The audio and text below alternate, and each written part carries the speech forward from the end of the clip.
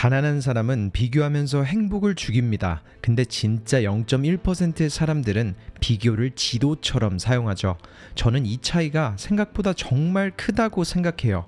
여기서 말하는 가난함은 단순히 돈이 없는 상태를 말하는 게 아니라 삶을 해석하는 방식이 가난한 상태, 생각하는 방식이 나를 계속 작게 만드는 상태, 그런 걸 말하는 겁니다. 사람들은 비교하지 말라고들 하죠. 남이랑 비교하지 마라. 비교하면 불행해진다. 비교는 자존감을 망친다. 내 인생은 내 인생이다. 물론 듣기엔 좋은 말이에요. 하루 종일 남만 보고 스스로를 깎아내리면 그건 당연히 위험하죠. 근데요, 저는 이 말이 너무 쉽게 쓰이면 오히려 사람을 제자리에 묶어둔다고 생각해요. 왜냐하면 비교하지 말라는 말 뒤에 숨어서 내가 진짜 원하는 삶을 안 봐도 되게 만들어 버리거든요. 그러니까 오늘은 조금 불편하게 말해볼게요. 비교가 여러분을 망치는 게 아니라 비교를 잘못 해석하는 방식이 여러분을 망친다는 걸요. 그게 오늘 첫 번째 메시지입니다. 비교는 나쁜 게 아니라 내 위치를 보여주는 도구다. 여러분이 지도를 볼 때 내가 지금 여기에 있구나. 그리고 내가 가고 싶은 곳은 저기구나. 이걸 확인하잖아요. 비교도 제대로 쓰면 똑같아요. 내가 지금 어디에 있는지, 내가 어디로 가고 싶은지, 그리고 그 사이에 얼마나 큰 거리가 있는지 그걸 보여줍니다. 그러니까 문제는 비교가 아닌 거죠. 비교를 보고 나서 내가 어떤 결론을 내리느냐가 문제인 거예요. 가난한 사고방식을 가진 사람은 누군가를 보고 비교하는 순간 바로 자기 자신을 무너뜨려요. 나는 왜 저렇게 못하지? 나는 왜 아직 이 정도지? 저 사람은 운이 좋았겠지? 나는 원래 안 되는 사람이겠지? 이런 식으로 비교를 씁니다. 그러니까 비교를 할수록 더 작아지고 더 무기력해지고 결국 자기 행복까지 죽이게 되는 거예요. 근데 진짜 이룰 사람들은 똑같이 비교해도 완전 다르게 봐요. 저 사람은 뭘 했길래 저기까지 갔을까? 내가 지금 놓치고 있는 건 뭘까? 나는 왜 저 사람을 보고 불편하지? 내가 사실 원하는 게 저 방향인가? 이렇게 비교를 씁니다. 그러면 비교는 독이 아니라 지도가 됩니다. 생각해보세요. 아무 관심 없는 사람을 보면 질투도 안 나요. 내가 전혀 원하지 않는 삶을 보면 마음이 흔들리지도 않잖아요. 누가 어떤 걸 이뤘다고 해도 그게 내가 원하는 게 아니면 그냥 그런가 보다 하고 지나갑니다. 근데 이상하게 어떤 사람의 결과는 내 마음을 건드려요. 어떤 사람의 성공은 괜히 나를 불편하게 만들고 어떤 사람의 삶을 보면 나도 모르게 이런 생각이 들어요. 나는 지금 뭐 하고 있지? 그럼 여기서 대부분의 사람들은 어떡할까요? 바로 도망갑니다. 그 사람을 안 보려고 하고 그 사람을 깎아내리려고 하고 아니면 그냥 자기 자신을 미워합니다. 근데 진짜 봐야 하는 건 그 사람이 아니라는 거죠. 진짜 봐야 하는 건 그 사람을 보면서 흔들린 내 마음입니다. 내가 왜 저 사람을 보고 불편하지? 내가 왜 저 결과를 보고 마음이 흔들리지? 내가 사실 부러워하는 건 뭘까? 내가 진짜 원하는데 아직 시작하지 않은 건 뭘까? 이렇게 물어보기 시작하면 비교는 여러분을 무너뜨리는 게 아니라 여러분이 어디로 가야 하는지 알려줍니다. 그러니까 비교를 피하지 마세요. 비교에 잡아먹히지도 마세요. 오히려 비교를 지도처럼 쓰세요. 비교는 여러분의 행복을 죽이는 게 아닙니다. 비교를 잘못 쓰는 사람이 자기 행복을 죽이는 거예요. 제대로 쓰면 비교는 여러분의 현재 위치를 보여주는 가장 솔직한 도구가 됩니다. 물론 부정적인 부분이 생길 수도 있겠죠. 비교를 지도처럼 보기 시작하면 반드시 따라오는 감정이 하나 있거든요. 바로 기분이 나쁘다는 것. 이게 두 번째 메시지입니다. 기분 나쁨은 실패가 아니라 바꿔야 한다는 신호라는 사실. 비교를 제대로 보기 시작하면 기분이 나빠요. 원래 그런 겁니다. 왜냐하면 내가 원하는 삶과 지금 내 삶 사이의 차이를 봤기 때문이겠죠. 그 차이가 보이면 마음이 편할 수가 없잖아요. 남들은 앞서가는 것 같은데 나는 멈춰 있는 것 같고 누군가는 이미 시작했는데 나는 아직도 생각만 하고 있는 것 같겠죠. 그러면 당연하게도 기분이 나쁩니다. 자존심도 상하고 부끄럽기도 하고 초조하기도 하고 괜히 질투도 납니다. 근데요, 여기서 많은 사람들이 가장 큰 실수를 합니다. 기분 나쁘다는 이유로 그 감정 자체를 없애려고 하거든요. 비교하지 말자, 신경 쓰지 말자, 나는 나대로 살면 되지. 괜찮아, 난 괜찮아, 괜찮아. 물론 이런 식의 위로가 필요한 순간도 있어요. 계속 남과 비교하면서 스스로를 괴롭히면 안 되죠. 근데 문제는 이 말이 너무 쉽게 위로가 되면 내가 바꿔야 할 부분까지 같이 덮어버린다는 거예요. 알렉스 홀모즈는 이 부분을 되게 직설적으로 말합니다. 기분이 나쁜 건 부정적인 게 아니다. 기분 나쁨은 오히려 바꿔야 한다는 신호다. 저는 이 말이 정말 현실적이라고 생각해요. 우리는 자꾸 좋은 감정만 좋은 거라고 생각하거든요. 편안해야 좋고 행복해야 좋고 불안하지 않아야 좋고 자존감이 높아야 좋은 거라고 생각하죠. 근데 사람을 바꾸는 감정은 항상 편한 감정만은 아닙니다. 적어도 긍정적 변화에 한해서는 대부분 불편함이 사람을 바꿔요. 부끄러움이 사람을 움직이게 만들고 질투가 내가 진짜 원하는 걸 보여주고 열등감이 내가 성장해야 할 부분을 알려주고 실패했을 때 느끼는 아픔이 다음 전략을 바꾸게 만듭니다. 그러니까 기분 나쁨은 무조건 지워야 할 감정이 아니에요. 때로는 그 감정이 내 인생에서 가장 솔직한 신호일 수 있거든요. 여러분도 그런 적 있지 않나요? 누군가 잘 되는 걸 봤는데 축하해주고 싶으면서도 마음 한쪽이 불편한 순간, 그 사람이 미운 건 아닌데 갑자기 내 삶이 작아 보이는 순간, 저도 그런 순간들이 지금도 느껴져요. 그리고 예전에는 그런 감정이 들면 제 자신이 별로인 사람처럼 느껴졌죠. 내가 마음이 좁은 건가? 왜 남이 잘 되는 걸 편하게 못 보지? 근데 시간이 지나면서 조금 다른 점이 보이기 시작했죠. 그 감정은 제가 나쁜 사람이라서 생긴 게 아니라 제 안에 아직 원하는 게 있기 때문에 생기는 감정일 수 있다는 걸요. 나도 더 잘하고 싶고, 나도 뭔가를 만들어내고 싶고, 나도 지금보다 더 큰 삶으로 가고 싶은 마음이 있으니까 그런 감정이 올라오는 거겠죠. 그러니까 저는 이제 불편한 감정이 올라오면 바로 덮지 않으려고 합니다. 오히려 이 감정이 왜 일어나는지 자신에게 물어보려고 하죠. 그러다 보니 오히려 동기부여가 됩니다. 기분 나쁨은 끝이 아니라 다시 시작해야 한다는 신호가 되니까요. 그럼 여기까지 오면서 비교도 했고 기분 나쁜 감정도 느끼면서 내가 뭘 바꿔야 하는지 어느 정도 알았겠죠? 근데 대부분의 사람들은 여기서 멈춰요. 근데 아는 것과 움직이는 건 완전히 다른 일입니다. 그래서 세 번째 메시지는 이겁니다. 세상은 지능보다 용기에 보상한다. 저는 이 문장이 이번 영상에서 가장 중요한 문장 중 하나라고 생각해요. 알렉스는 이런 식으로 말합니다. 세상은 누군가의 지능보다 그 사람의 용기에 비례해서 보상한다. 물론 이 문장을 처음 들으면 조금 과한 말처럼 들릴 수도 있어요. 아니, 그래도 똑똑해야 되는 거 아닌가? 실력이나 정보도 있어야 되고 전략도 있어야 되는 거 아닌가? 맞습니다. 그것들도 필요해요. 근데요, 진짜 문제는 많은 사람들이 몰라서 못하는 게 아니라는 거죠. 대부분은 어느 정도 알고 있습니다. 뭘 줄여야 하는지, 뭘 시작해야 하는지, 어떤 습관을 바꿔야 하는지, 어떤 일을 더 이상 미루면 안 되는지 사실 마음속으로는 알고 있습니다. 근데 안 하죠. 왜냐하면 무섭거든요. 시작하면 창피할 수 있고 실패할 수 있고 그걸 남들이 볼 수 있고 내 기대보다 결과가 별로일 수도 있으니까요. 그래서 사람들은 더 공부하며 더 준비합니다. 그리고 더 완벽한 타이밍을 기다리죠.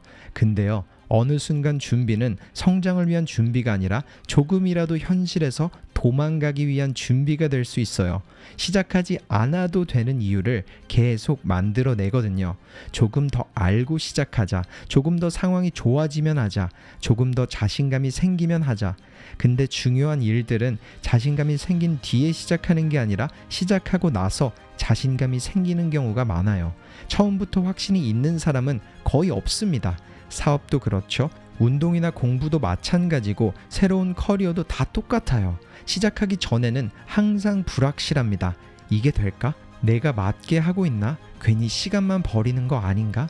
근데 그 불확실함을 완전히 없애고 시작하려고 하면 시작은 계속 미뤄집니다. 왜냐하면 불확실함은 완전히 사라질 수가 없거든요. 그리고 알렉스가 말하는 용기는 무서움이 없는 상태가 아닙니다. 오히려 무서운데도 움직이는 능력이죠. 확실한 보상이 없는데도 오늘 할 일을 하는 능력, 창피할 수 있는데도 시도하는 능력, 그게 진짜 용기입니다. 그리고 저는 이게 정말 현실적인 이야기라고 생각해요. 왜냐하면 우리 인생에서 진짜 중요한 보상들은 대부분 먼저 보장되지 않거든요. 처음 운동을 시작할 때 몸이 바로 바뀌지도 않을 거고, 처음 공부를 시작할 때 합격이 보장되어 있지도 않잖아요. 처음 새로운 일을 시작할 때 이게 내 인생을 바꿔줄진 아무도 모릅니다. 그런데도 해야 하는 이유는 하나예요.